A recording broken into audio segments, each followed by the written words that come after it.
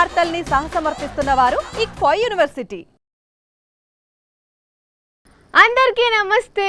ఇక్ఫా university సమర్పించిన గరం గరం వార్తలకి స్వాగతం. ఇవాళ కూడా మీకోసం చాలా వార్తలు పట్టుకొచ్చినాం. అంతకంటే ముందుగల హెడ్ లైన్. టెంపరరీ బాబు అంటున్న రోజా.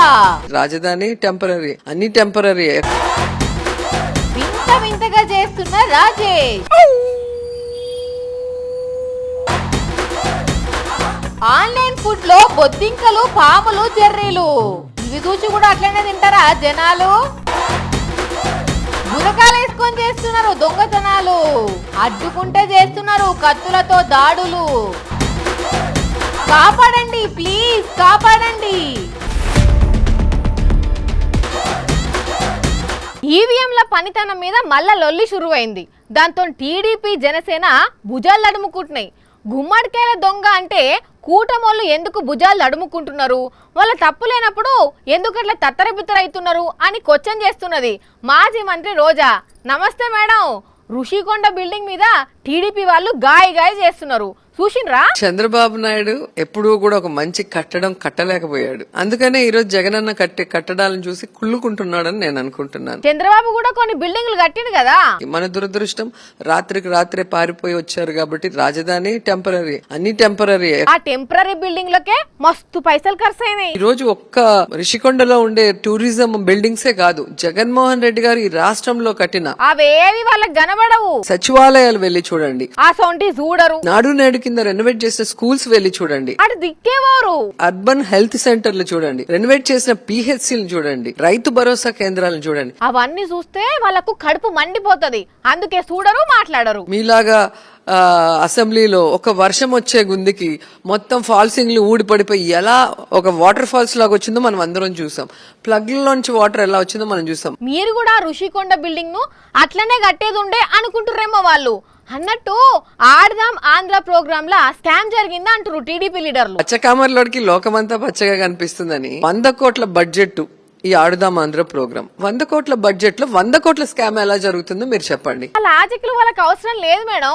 గుడ్డ కాల్చి ముఖం మీద వేసుడే అలా పని. సరే గాని మొన్నటి ఎన్నికల ఫలితాల మీద మీ అభిప్రాయం ఏంది? ఒక 40% ఓటింగ్ తో రేవంత్ రెడ్డి ఈ రోజు సీఎం అయ్యాడు. 40% ఓటింగ్ తో ఈ రోజు ప్రధానమంత్రి అయ్యారు. మరి 40% ఓటింగ్ వచ్చిన జగన్మోహన్ రెడ్డికి 11 సీట్లు. మీరు ఇట్లా అనంగానే టీడీపీ, జనసేన లీడర్లు గాయ చేస్తున్నారు. గుమ్మడికాయల దొంగ అంటే వీళ్ళు టీడీపీ వాళ్ళు, జనసేన భుజాలు తడుముకుంటున్నారు. ఎందుకు తడుముకుంటున్నారు? మరి ఎందుకు తడుముకుంటున్నారో వాళ్ళకే తెలియాలి. వాళ్ళు భుజాలు తడుముకుంటున్నారు అంటే ఇలా ఏదో కిరికిరి పంచాది ఉన్నదేమో అనుకుంటారు జనాలు. ఈ దున్నగాడు ఏడవేండో పొద్దున్న నుండి పత్తకలేడు. అర్జెంట్ గా పోయి వార్త తెచ్చేది ఉన్నది. ఫోన్ చేసినా కూడా ఎత్తుతలేడు. ఒక్కసారి కనిపించాలి గాని వాని సంగతి చెప్తా.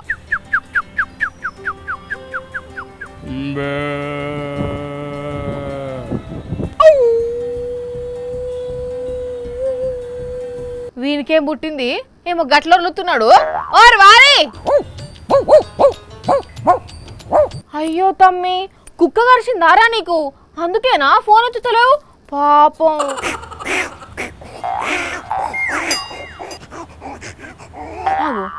మళ్ళా కోతి చేస్తున్నావు.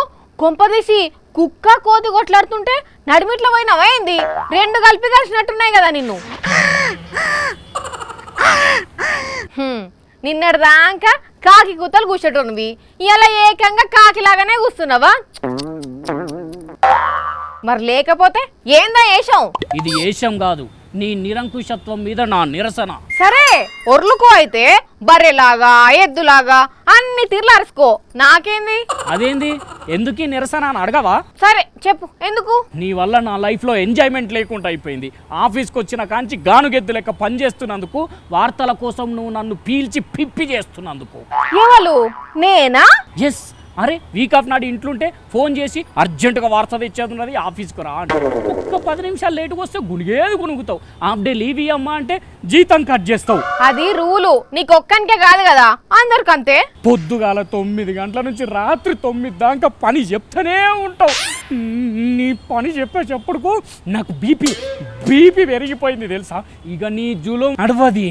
వాణి ఏందిరా, వాణి జూలం ఏందిరో, జాలిం కౌను రే ఉస్కా జులుం క్యా రే హై క్యారే గీరే అన్నావంటే కర్రిచ్చి కొడతా క్యారెట్ మొక్కపోడా నీకు పని ఎక్కువైతుందా నేను నిన్ను టార్చర్ పెడుతున్నానా పోయిన నెల 5 రోజులు లీవ్ పెట్టి దోస్తుగాలతో గోవాకు వచ్చినావు మర్చిపోయినవా అంటే ఇప్పటికే 7 సార్లు క్యాన్సిల్ అయింది ట్రిప్ అందా 2 సార్లు నువ్వు లీవ్ అయ్యాను అందుకే వద్దన్నా పోయినా అంతెందుకు నిన్నగాక మొన్న వాన కొడుతుందని చెప్పి ఆఫీస్కి డుమ్మా కొట్టినావు తెల్లారేమో కడుపు నొస్తుందని మధ్యాహ్నమే ఇంటికి పోయినావు గడపన్నాక నొయ్యదా అనండి అది కూడా నా తప్పేనా అసలు నువ్వు ఆఫీస్కు పని చేసేందుకు వస్తున్నావా లంచ్ చేసేందుకు వస్తున్నావా ఇన్ పంచ్ కొట్టుడు లంచ్ చేసుడు అవుట్ పంచ్ కొట్టి అవతల వాడు గంతే పంచు లంచు పంచు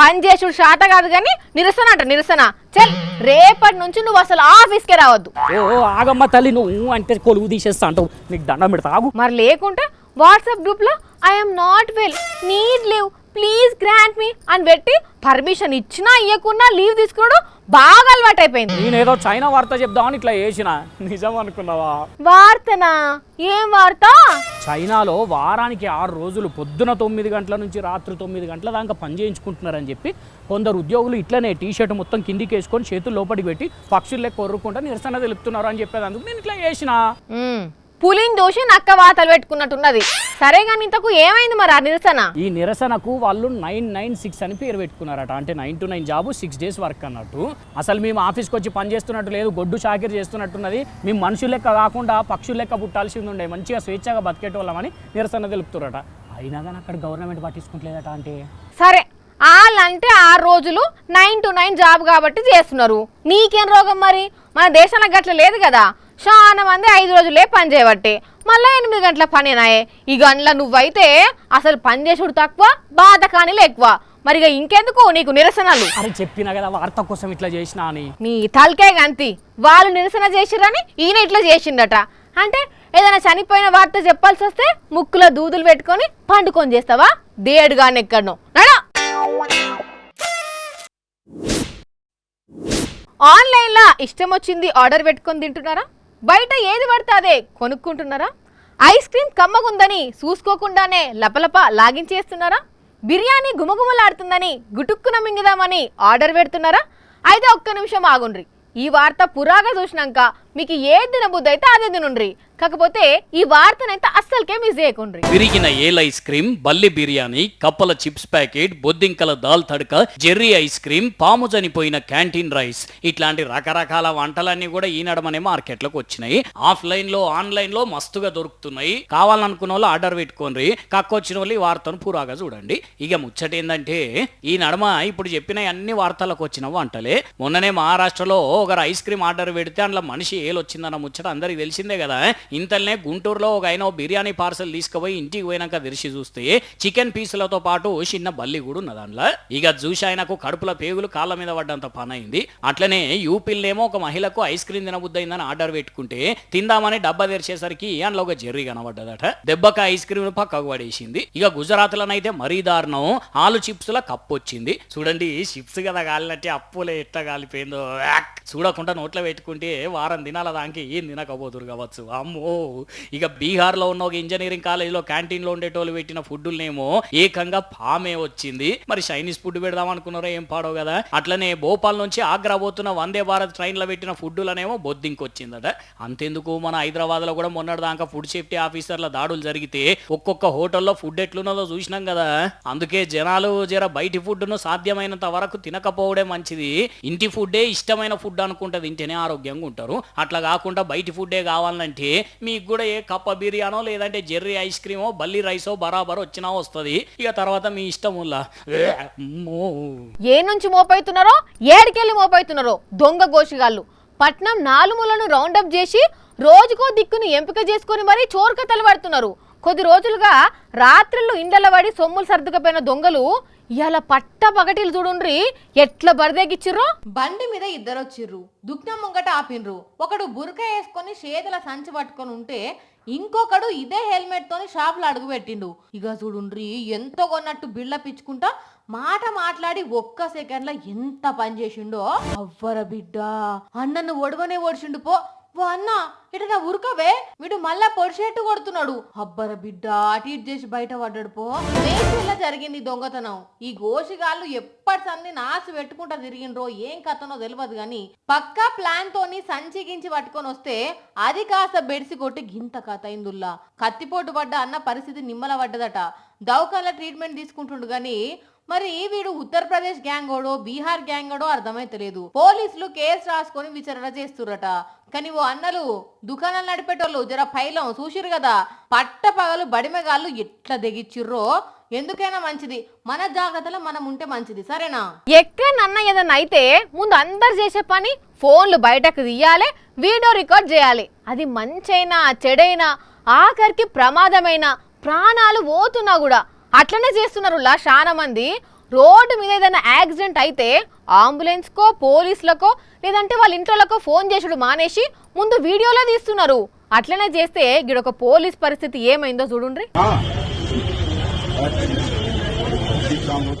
చూస్తున్నారా, ఎండలకు తట్టుకోలేక కళ్ళు తిరిగి గెరొచ్చి కింద పడి విలవిల కొట్టుకుంటా కాపాడుండ్రా ముర్రో అని మొత్తుకుంటుంటే ఆగాగు ముందైతే వీడియో తీస్తామని చుట్టుముట్టిరు తోటి పోలీసులు. ఇది ఉత్తరప్రదేశ్ రాష్ట్రంలో. ఇప్పుడు ఇక్కడ మస్తు అంటే మస్తు ఎండలు దంచి కొడుతున్నాయి. ఈ కానిస్టేబుల్ ఆడనే రోడ్డు మీద డ్యూటీ చేస్తున్నాడు. అయితే ఎండ వెరుగుడుతోని అట్లనే కింద పడ్డాడు. అసలుకే తట్టుకోలేక అంత ఎట్లనో చేసిండు. ఊపిరి తీసుకునే తందు కూడా తిప్పల పడ్డాడు. వెంటనే వీళ్ళు అంబులెన్స్ కు ఫోన్ చేసి దవాఖానకు తీసుకుపోయినా అయిపో, లేదంటే అదే రోడ్డు మీద ఏదైనా ఆటో ఇట్లా ఆపి తీసుకుపోయినా అయిపో, బతుకు కావచ్చు. అట్లా కాకుండా వీడియోలు తీసుకుంటా టైం వేస్ట్ చేసేసరికి పాపం ఈ కానిస్టేబుల్ ప్రాణాలు పోయినాయి. ఎవరైనా ఆపదలుంటే పోలీసులు చెప్పున దవాఖాన తీసుకుపోతారు. కానీ అదే వీళ్ళు ఇట్లా వీడియోలు తీసుకుంటా ఉండడం మీద చాలా మంది కోపం చేస్తున్నారు. మరి కాదా గంత అవస్థతోనే ఆయన ఉంటే వీళ్ళకు వీడియోలు కావన్నా ఏందో ఏమో పోన్రి. అది బీహార్ రాష్ట్రం. ప్రైవేట్ స్కూల్ బస్సు పిల్లలను ఎక్కించుకొని స్కూల్కి పోతున్నది. నడుమిట్లా రైల్వే ట్రాక్లను దాటితేనే స్కూల్కి పోతుంది. అయితే రైలు ఏం రావట్లేదు కదా అని చెప్పి డ్రైవర్ ట్రాక్ మీద నుంచి దాటించాలని చూసిండు. అంతే ఇంతల్నే అక్కడి నుంచి రైలు కూత. ఇక్కడ బస్సు నడిమిట్లకు పోయింది. డ్రైవర్కు పిల్లలకు చుట్టుపక్కల జనాలకు ఒకటే టెన్షన్ ఉల్లా. ఇటు పిల్లల అరుపులు అటువేమో ట్రైన్ వస్తున్నది. కానీ ఆఖరికి ఏం జరిగిందంటే అమ్మ బాబోయ్ చూసినారులా ఎంత కథ అయిందో. జరంత అయితే రైలు బండి బస్సు ఉండి కొట్టేది, అంత ఆగం కథ అయ్యేది. కేవలం 3 మురల దూరంలో రైలు ఆగిపోయి అందరి ప్రాణాలు రక్షించింది. మరి ఆటోలు గీటోలు బండ్లు వచ్చిపోతున్నాయి. బస్సుకు ఏమైతుంది అని డ్రైవర్ ఓనిచ్చిండో లేకుంటే రోజు బస్సు ఈనంగానే వచ్చిపోతుందో తెలియదు కానీ ఆ టయానికి డేర్ చేసి ఓనిస్తే ఇంత కథ అయిందిలా. అదృష్టం మంచిగుండి దూరంకి వెళ్లే లోకో పైలట్ చూసి సడన్ గా బ్రేకులు వేయబట్టి బడి పిల్లల ప్రాణాలు దక్కినాయి. కానీ లేకుంటే చాలా ఇబ్బంది ఉండేది. అయితే ఇది వరకు 2-3 సార్లు ఆటోలు కార్లు గిట్లనే దిగబడితే అండర్ పాస్ వేస్తామని ఆఫీసర్లు చెప్పారట. కానీ ఇంతవరకు మళ్ళీ చూడకపోయేసరికి గింత కథ అయింది. మరి ఇప్పటికైనా ఆఫీసర్లు చొరవ చూపి పనులు మొదలు పెడతారో లేదో తెలియదు కానీ బడి పిల్లలు లేచిన వాళ్ళ మంచిగుండి బయటపడ్డారు పోండ్రి. ఇగో ఇవి ఇక్ఫా యూనివర్సిటీ సమర్పించిన గరం గరం వార్తలు. మళ్ళొచ్చే ఎపిసోడ్లో ఇంకిన్ని గరం గరం వార్తలతో కలుద్దాం. మన టైం అయితే గుర్తుకున్నది కదా, రాత్రి 8:30 మళ్ళా తిరిగి ఉదయం 8:30 మర్చిపోకుండా చూడుండ్రి. టాటా.